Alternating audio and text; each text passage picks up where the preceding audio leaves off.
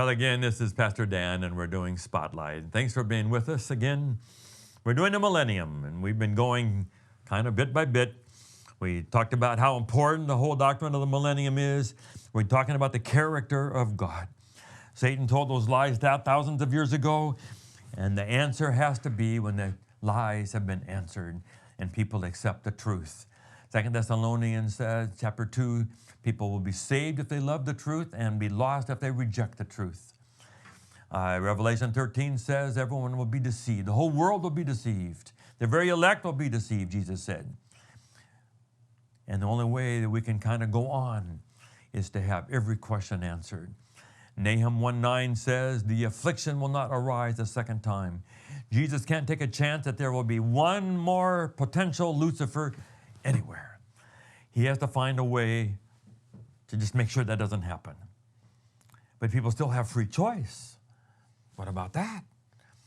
People think, well, God's going to take away free choice when we get to heaven. No. God is forever, eternally committed to people's free choice. So how does he win the war still with free choice? That's why it's hard. That's why it hasn't been won yet. It's hard. Even for God, it's hard. We're dealing with free choice. He's got to somehow work things around so that people freely choose. And the Bible says they will freely choose to honor God. They won't be saved. They haven't made a choice to love Jesus and trust Jesus for their salvation. But they will have to acknowledge that God was right. The Bible says they will, the whole world, every being.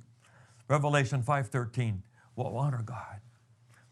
Philippians 2:9-11, again, every knee will bow and tongue confess that Jesus is Lord. That's the moment that God is waiting for. Can't go on until that's done. We can't have a little pocket of heaven, people screaming in hell. God doesn't want that. We can't have little pockets still kind of still rebellious. When I preach it, I say the vote has to be 108 billion to 0. Everyone will acknowledge God. So we got to do the millennium. So we talked about the first part of the millennium, the 1,000-year millennium begins with Jesus coming out of the clouds of heaven on the east as lightning from the east to the west. On his white horse, the robe dripped in blood. Jesus is going to win this war, overcoming like a lamb. Revelation 12 says we will overcome by the blood of the Lamb. God overcomes by the blood of the Lamb. God will never use violence. There's no sort of Armageddon battle between people with guns and battles. It's a matter of truth. Is God going to win over people with the Lamb, the gospel of Jesus and the Lamb? The cross is going to go everywhere in the world. That's the second coming. The wicked die. They're all dead. The people who are already dead stay dead. The people who know the voice of Jesus hear the voice of Jesus, and they rise in the resurrection to life. And we who are alive, 1 Thessalonians 4 says, we join him in there. What about Satan? Let's talk about Satan for the rest of this time. Satan was a free being in the inner circle of heaven. Lucifer, gorgeous, fantastic, brilliant, genius. He knew the truth. He saw God face to face. But somehow something popped into his heart and soul. No reason for it. God did nothing.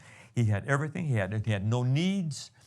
He was loved. He had every physical need. And yet it happened. No excuse for it. And he began to ask those questions and whisper those questions against God.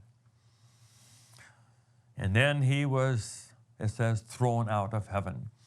So Satan has had these bindings. He was in heaven, and then he had to not be in heaven anymore.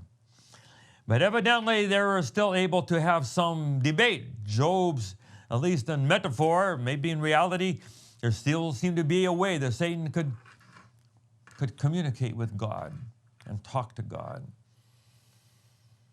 And then, of course, he fought Jesus one-on-one in the wilderness and all through those years.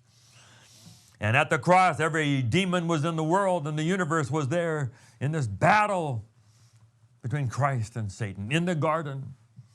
And then on the cross, all the demons were there whispering to him, don't do this. You don't need to do this. Go home. And then he died, and they tried to keep him in the grave. They put the stone in the Roman guard. None of that worked. And Christ came out. And it says Christ triumphed over the demons. Desire of Ages says Satan saw Christ come out, and he knew that eventually he would die. So now Christ has won over Satan. It says the accuser of the brethren has been cast down. Cast down in one sense back when he was cast out of heaven.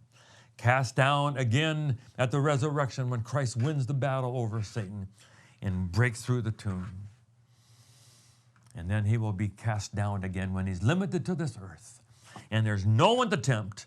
All the righteous, dead and alive, have gone to heaven, face to face with Jesus. And the wicked are there in the grave. He's got no one else but his demons. These angels that he persuaded. They're evil. They've been nothing but evil for a long time. And they are together.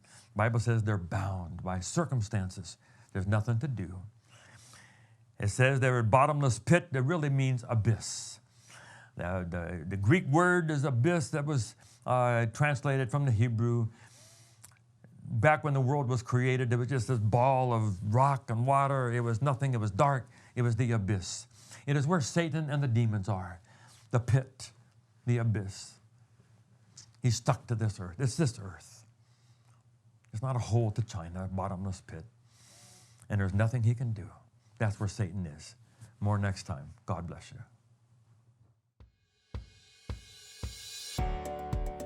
Thank you for watching Spotlight. We're so excited about this. We hope that you'll subscribe and so you'll get all of them.